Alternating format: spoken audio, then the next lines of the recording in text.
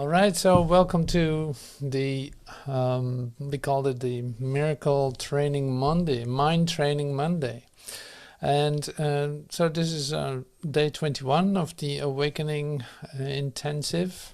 And some Monday morning mind training is always good. I don't know why. It feels like that's the most needed on the Monday morning or late Sunday night. Probably for some of us. So what we do today is reading from the review of the lessons of A Course in Miracles, and these reviews are just like completely saturated mind training words, so to speak. So they're very helpful and very short, almost like haikus. So they're very short and very powerful to listen to read, and to literally use it as your device to keep your mind trained in not picking up thoughts that don't have any meaning. So in other words, to keep your mind open. So that's the invitation of this morning.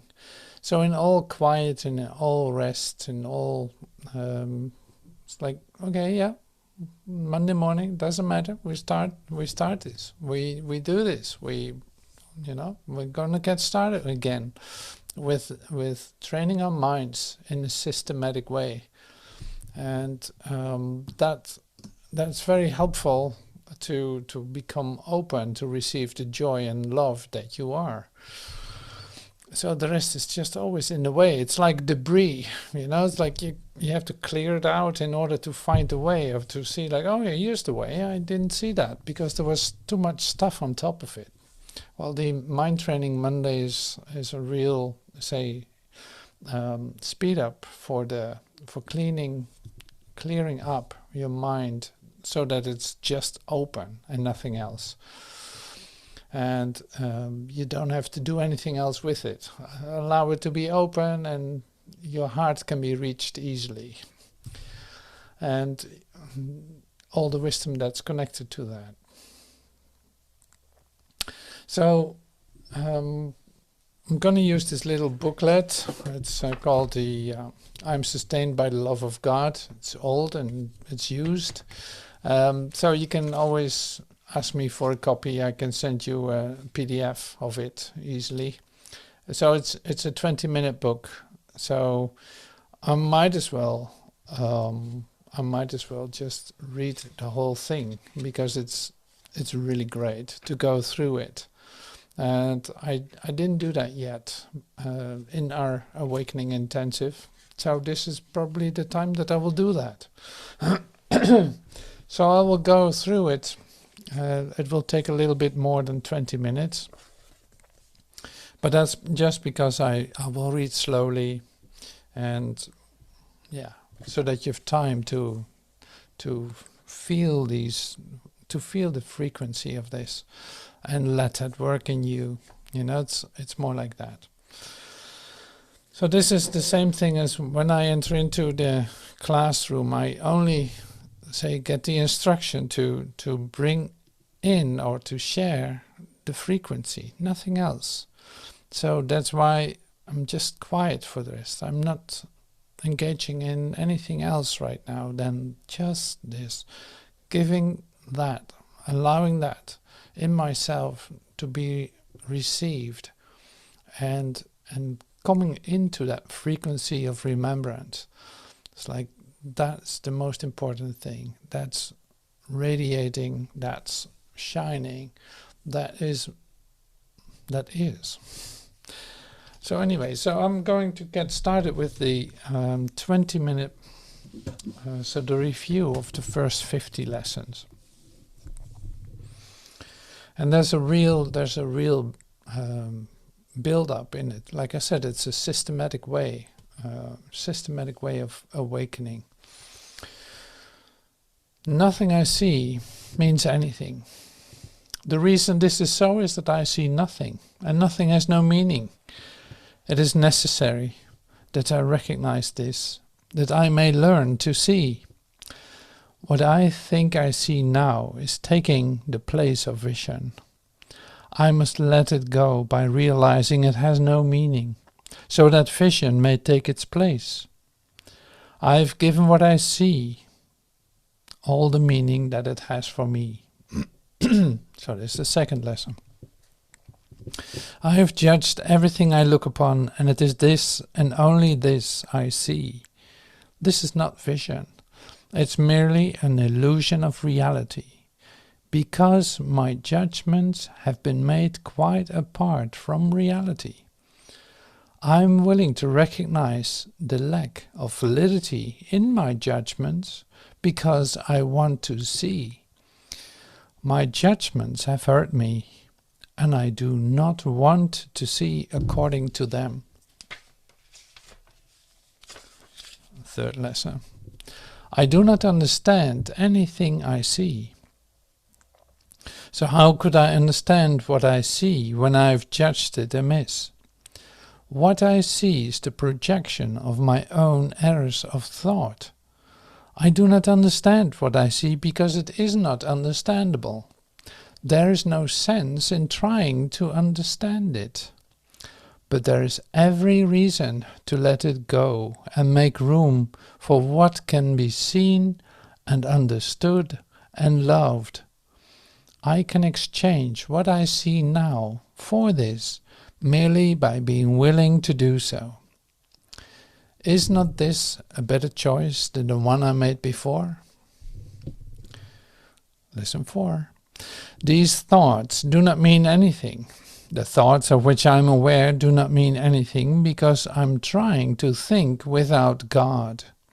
What I call my thoughts are not my real thoughts. My real thoughts are the thoughts I think with God. I am not aware of them because I've made my thoughts to take their place. I'm willing to recognize that my thoughts do not mean anything and to let them go. I choose to have them be replaced by what they were intended to replace. My thoughts are meaningless, but all creation lies in the thoughts I think with God. I am never upset for the reason I think.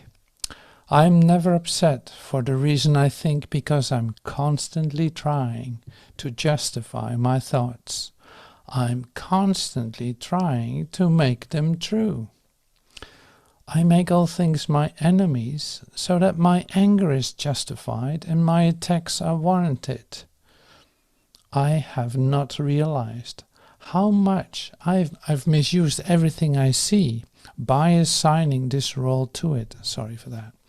I have done this to defend a thought system that has hurt me and that I no longer want.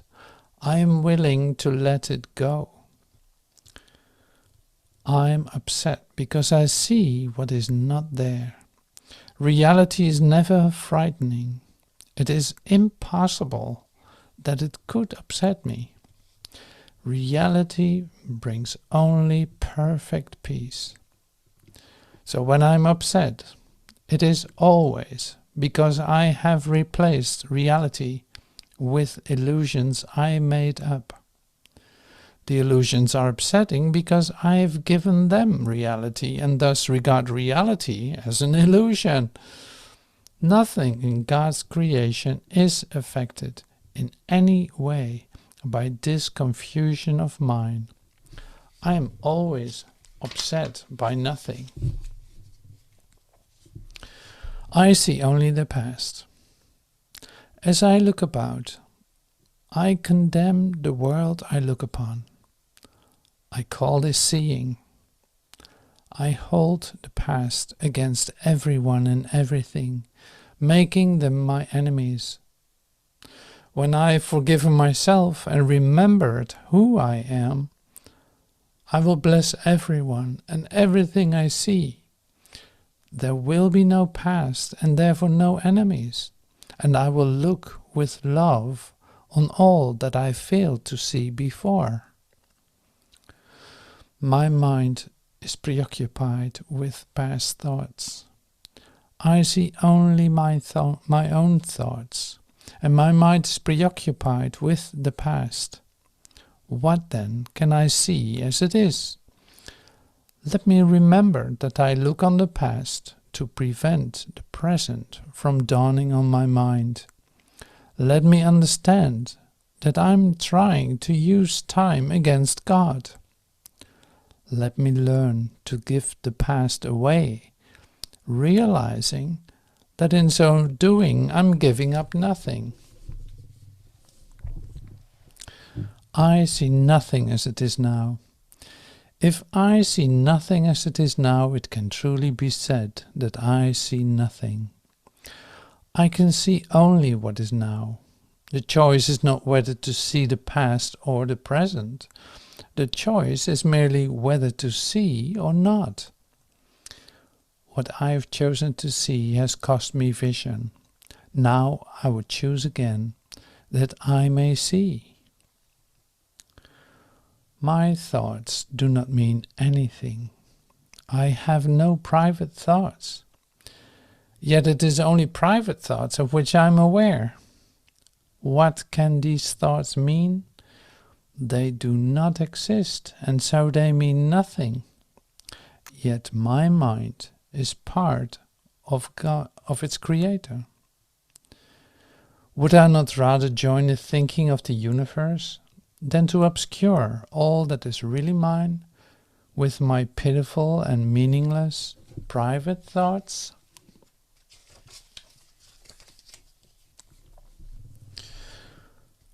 My meaningless thoughts are showing me a meaningless world. Since the thoughts of which I am aware do not mean anything, the world that pictures them can have no meaning. What is producing this world is insane, and so is what it produces. Reality is not insane, and I have real thoughts as well as insane ones. I can therefore see a real world if I look to my real thoughts as my guide for seeing. I'm upset because I see a meaningless world. Insane thoughts are upsetting. They produce a world in which there is no order anywhere. Only chaos rules a world that represents chaotic thinking. And chaos has no laws. I cannot live in peace in such a world. I am grateful that this world is not real, and that I need not see it at all unless I choose to value it. And I do not choose to value what is totally insane and has no meaning. A meaningless world engenders fear. The totally insane engenders fear because it is completely undependable and offers no grounds for trust. Nothing in madness is dependable. It holds out no safety and no hope. But such a world is not real. I've given it the illusion of reality, and I've suffered from my belief in it. Now I choose to withdraw disbelief and place my trust in reality. In choosing this, I will escape all the effects of the world of fear, because I am acknowledging that it does not exist. God did not create a meaningless world. How can a meaningless world exist if God did not create it? He is the source of all meaning, and everything that is real is in His mind. It is in my mind too, because He created it with me. Why should I continue to suffer from the effects of my own insane thoughts, when the perfection of creation is my home? Let me remember the power of my decision and recognize where I really abide. My thoughts are images that I have made.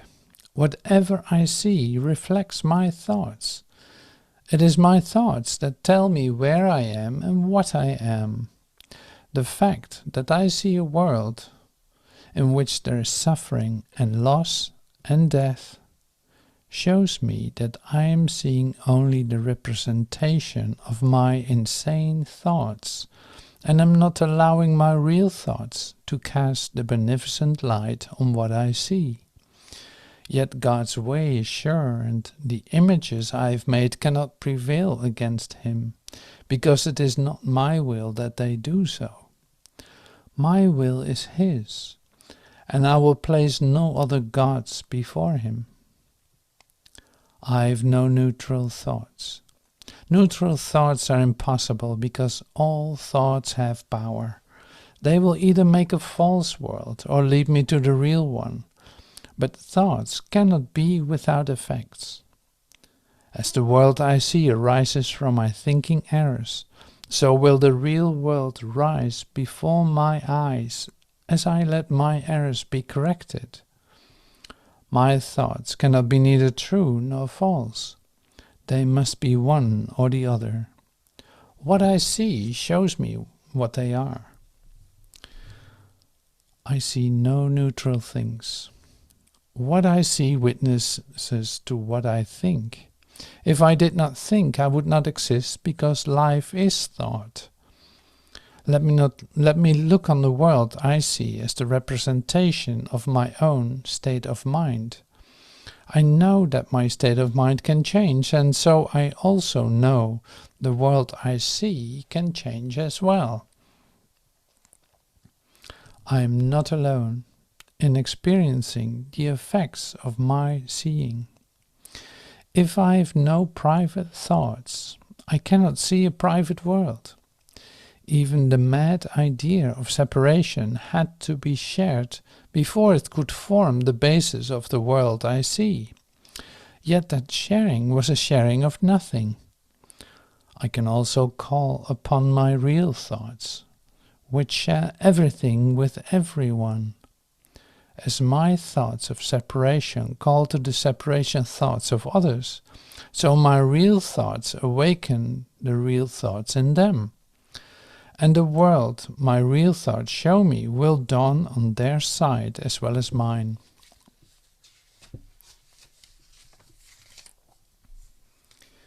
I am not alone in experiencing the effects of my thoughts. I am alone in nothing. Everything I think or say or do teaches all the universe. A son of God cannot think or speak or act in vain. He cannot be alone in anything. It is therefore in my power to change every mind along with mine, for mine is the power of God. I am determined to see. Recognizing the shared nature of my thoughts, I am determined to see. I would look upon the witnesses that show me the thinking of the world has been changed. I would behold the proof that what has been done through me has enabled love to replace fear, laughter to replace tears, and abundance to replace loss.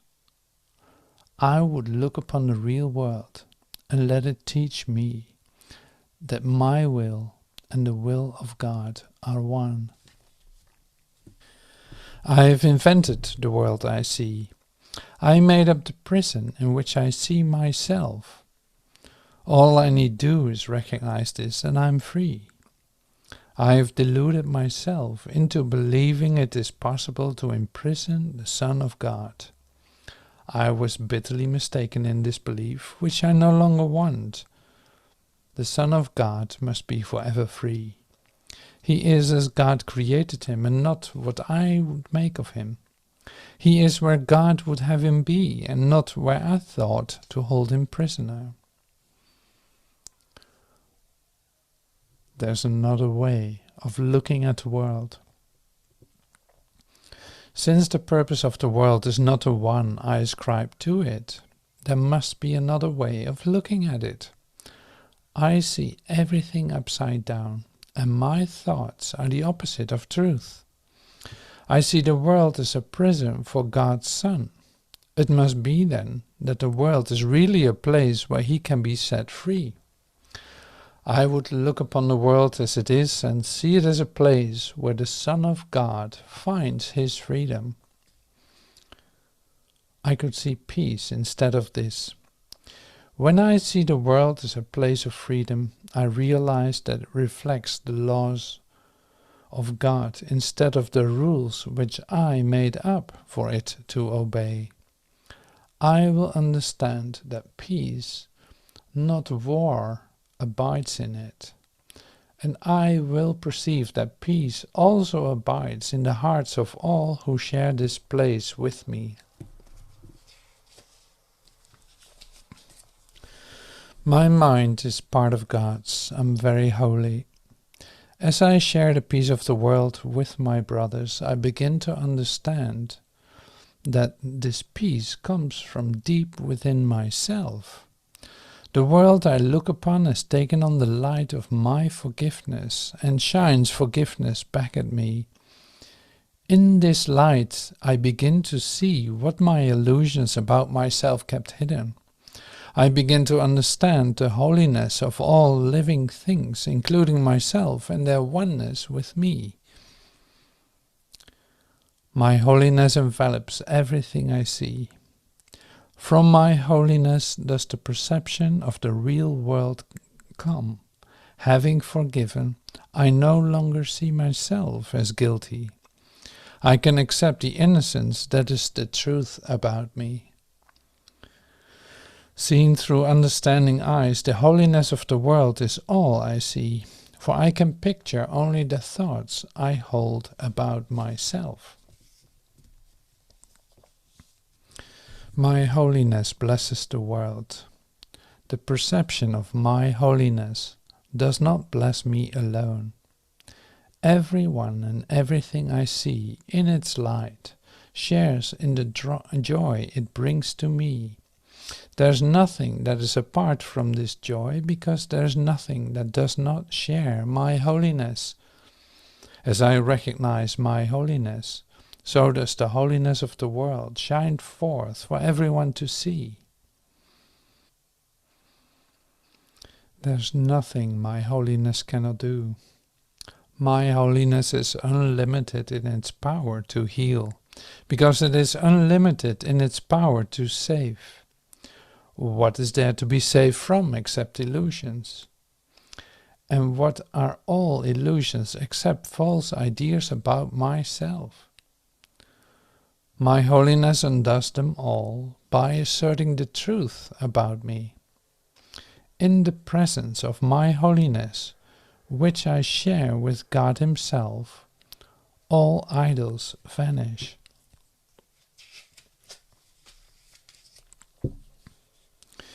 My holiness is my salvation. Since my holiness saves me from all guilt, recognizing my holiness is recognizing my salvation. It is also recognizing the salvation of the world. Once I have accepted my holiness, nothing can make me afraid. And because I am unafraid, everyone must share in my understanding, which is the gift of God to me and to the world.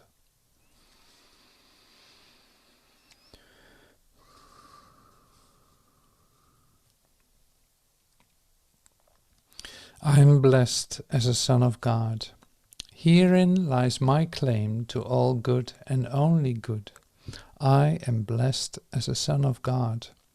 All good things are mine because God intended them for me. I cannot suffer any loss or deprivation or pain because of who I am. My Father supports me, protects me, and directs me in all things. His care for me is infinite and is with me forever. I am eternally blessed as His Son.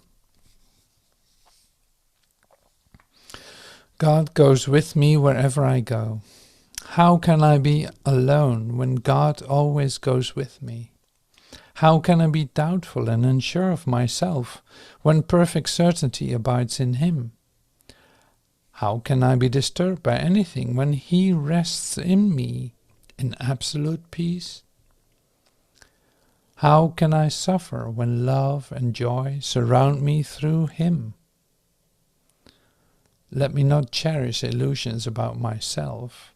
I am perfect because God goes with me wherever I go. God is my strength and vision is His gift. Let me not look to my own eyes to see today. Let me be willing to exchange my pitiful illusion of seeing for the vision that is given by God. Christ's vision is His gift, and He has given it to me. Let me call upon this gift today, so that this day may help me to understand eternity.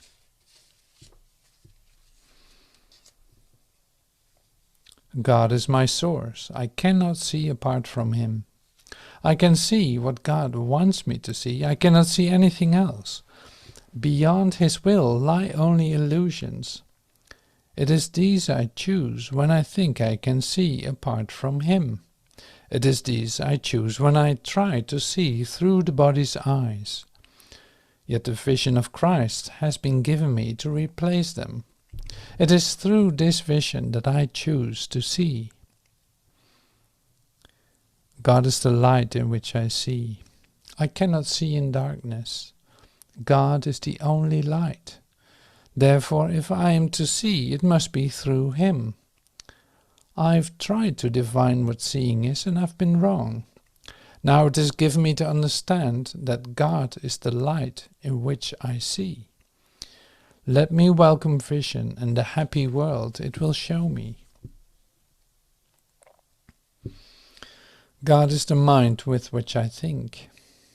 I have no thoughts I do not share with God. I have no thoughts apart from Him because I have no mind apart from His. As part of His mind, my thoughts are His and His thoughts are mine. God is the love in which I forgive. God does not forgive because He has never condemned.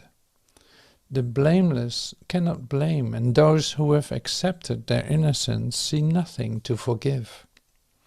Yet forgiveness is the means by which I will recognize my innocence. It is the reflection of God's love on earth. It will bring me near enough to heaven that the love of God can reach down to me and raise me up to Him.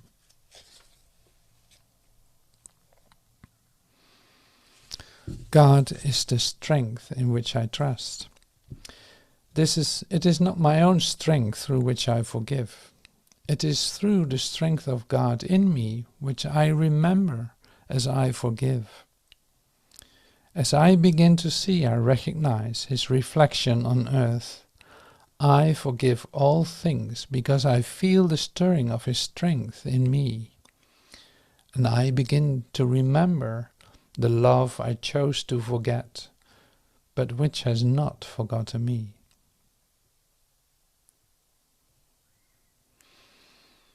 There's nothing to fear. How safe the world will look to me when I can see it. It will not look anything like what I imagine I see now. Everyone and everything I see will lean toward me to bless me. I will recognize in every one my dearest friend. What could there be to fear in a world that I have forgiven and that has forgiven me? God's voice speaks to me all through the day. There is not a moment in which God's voice ceases to call on my forgiveness to save me. There is not a moment in which His voice fails to direct my thoughts, guide my actions and lead my feet. I'm walking steadily on toward truth. There's nowhere else I can go, because God's voice is the only voice and the only guide that has been given to His Son. I am sustained by the love of God. As I listen to God's voice, I am sustained by His love. As I open my eyes, His love lights up the world for me to see. As I forgive, His love reminds me that His Son is sinless. And as I look upon the world with the vision He has given me, I remember that I am His Son.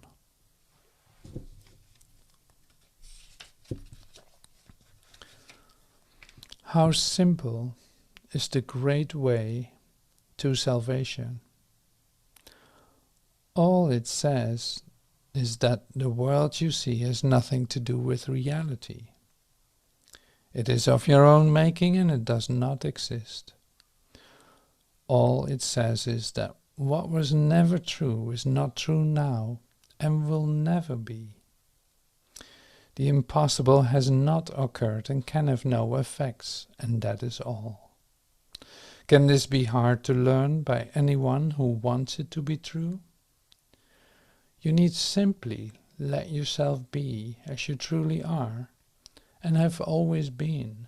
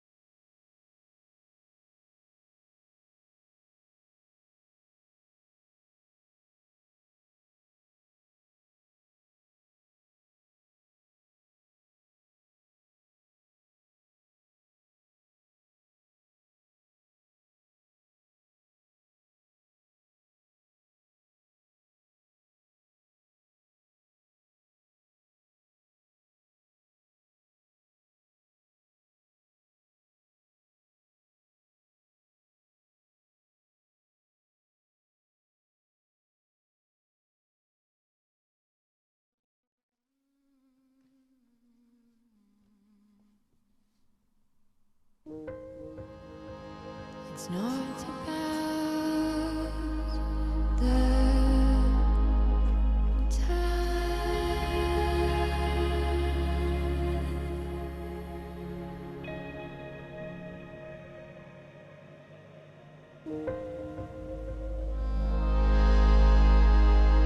it's not about what you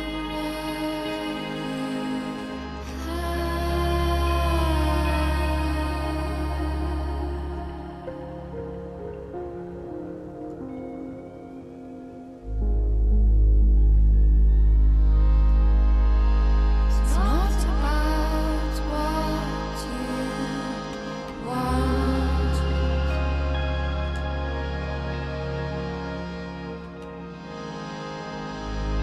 Oh, how things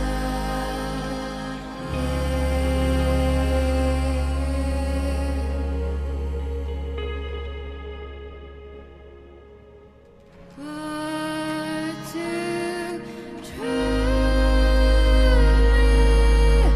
see you,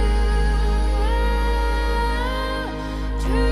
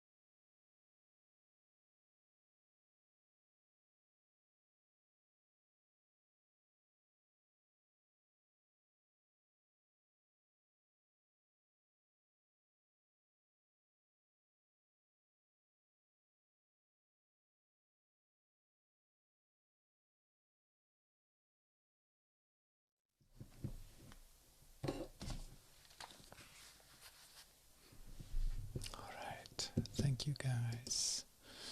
Thank you so much.